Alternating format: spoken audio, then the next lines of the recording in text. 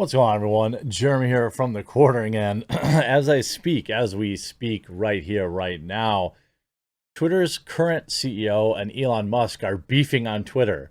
It's kind of hilarious to watch in real time because I think we all can kind of see where this is going, and I'm starting to suspect that we're going to see a renegotiation on the purchase for Twitter at this point. And I've actually started, it's crept in my mind a little bit that Elon really might just be pulling out altogether. I think that the data he's seen is probably far worse than what we expected. He's saying it publicly, which is sending the Twitter stock just downward. It's actually, it's down 8% today, continuing to drop the more he kind of reveals or exposes. And it's a result of, his issue with spam, bots, and fake users. And I think we're going to see here something pretty revealing, I'm going to guess, in the next couple of days. It started with a Twitter thread by existing CEO Parag Agrawal about the spam, fake users, and bots. Because Elon basically came out and said, bro, their sample size to find out how many bots there are on their entire platform was 100. They picked 100 random users to come up with the 5% total, which is insanity. By the way, if you've been following my channel, I opened a coffee company. Surprise announcement real quick today. We rolled out not only a decaf, a lot of people are asking for a decaf, so we have a decaf now, and we rolled out just in time for summer a cold brew, which these are absolutely awesome. You steep it in ice water. It's just delicious. They contain nearly 50% less acid than your standard hot water coffee. Gives you incredible smoothness. It's great. It's excellent Colombian bean. Delicious for summer.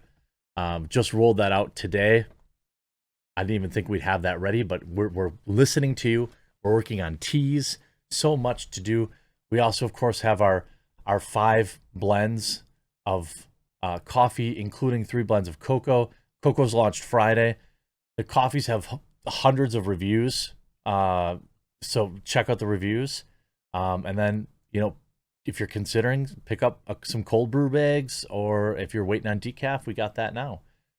So here's the thread. Let's talk about spam. Let's do it so with the benefits of data, facts, and context. First, let me state the obvious. Spam harms the experience for real people on Twitter and therefore can harm our business. As such, we are strongly incentivized to detect and remove as much spam as we possibly can every single day. Anyone who suggests otherwise is just wrong. Well, I'm not suggesting that that's not what you're incentivized to do, but if you're getting 100 million impressions from bot accounts when you're selling them to advertisers, you're also incentivized to maybe look the other way on that to get those impressions so you can generate revenue, since Twitter relies so heavily on advertiser revenue. He writes, next, spam isn't a binary human, not human.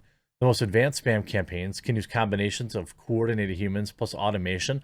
They also comprise real accounts and use them to advance their campaign. So they're sophisticated and hard to catch. Some final context. Fighting spam is incredibly dynamic.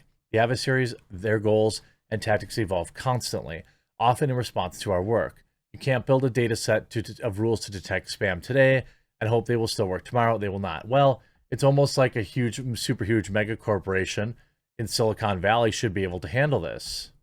I mean, wouldn't you think that, a super huge corporation that makes billions of dollars could handle this? Also, we suspend over 500,000 spam accounts a day, usually before any of you even see them. We also lock millions of accounts each week that we suspect may be spam if they can't pass human verification challenges. The hard challenge is that many accounts, which look fake superficially, are actually real people. And some of the spam accounts, which are actually the most dangerous and cause the most harm to our users, can look totally legitimate on the surface. Our team updates our systems and rules constantly to remove as much spam as possible. without inadvertently suspending real people or adding unnecessary friction for real people when they use Twitter. None of us want to solve a CAPTCHA every time you use Twitter. Yeah, well, what about a thumbprint or, something else? I don't know. Our estimate is based on multiple human reviews in replicate of thousands of accounts that have sampled at random consistently over time from accounts that we have. We count MDAUs. I think that's probably monthly activated users or something like that. I don't know what the D is, but anyway, it's users. We do this every quarter, and we have been doing this for years. Each human review is based on Twitter rules that define spam and the platform manipulation and use both public and private data logs, IP address, phone, geolocation, client browser signatures, which blah, blah, blah, blah, blah, blah, blah. They use private data.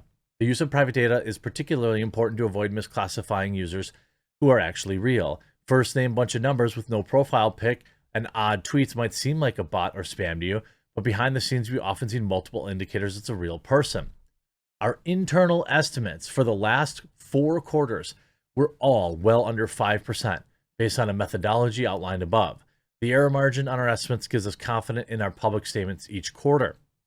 Unfortunately, we don't believe that this specific estimation can be performed externally, given the critical need for us to use both public and private information, which we can't share. Externally, it's not even possible to know which accounts are counted as monthly active users on any given day. There are lots of details that are important. Underneath this high-level description, we share an overview of the estimation process with Elon a week ago and look forward to continuing our conversation with him and all of you. What's interesting, what happens next is Elon responds to this with a poo emoji and then replies with, "So how do advertisers know what they're getting for their money? This is fundamental to the financial health of Twitter." And then you see Andrea Stropa, cybersecurity data analysis person with 20,000 followers, works at, he's a SpaceX fan. Okay. Writing, "Dear Parag, I'm surprised that you say external researchers couldn't estimate bots. That's simply not true. As a researcher that's worked for about 9 years on these topics, I'm the author of one of the first independent reports about Twitter bots. I can say that's possible. By the way, open your data." To which Elon replies with a thumbs up emoji. I mean, Kevin writes, "This is a straight middle finger to what Parag wrote, except by the richest man in the world using a poop emoji." I mean, Parag is sweating bullets. Here's good research. Out of 44,000 active Twitter, those have at least tweeted a single time in the last 90 days, roughly 20% are possibly spam, scam, fake, or bot accounts. Many of us with many followers are well aware of this dynamic. Not new info. I mean, it's definitely interesting. I think if they find out that it really is 5%, then nothing really changes in the offer. If they find out that it's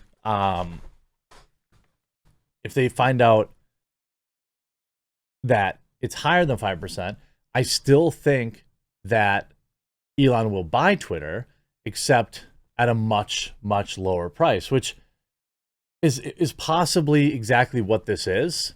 I mean, this could just all be public blustering to lower the price on Twitter, especially when you see, every time he says something negative, the stock price goes down. Like if you look at, $54.20 a share, if you're an investor, I know it doesn't work exactly like this, but it's like, man, I could buy in at $38, and if the deal goes through, I'm going to make $20 a share. I know it doesn't work exactly like that. This is not financial advice, but I'm saying there's a gap here. The gap between $38 and $54.20 is the Wall Street's confidence that the deal is going to go through. I think that's reasonable. And if you look, Twitter stock has lost all of its gains since Elon disclosed his stake. It's completely, it's dropped all the way back down. It's going to swing wildly, I think, on some of the things that Elon says. And he may just be doing this to negotiate a better price, but it is pretty hilarious that he just ratioed the CEO of Twitter with a poo emoji.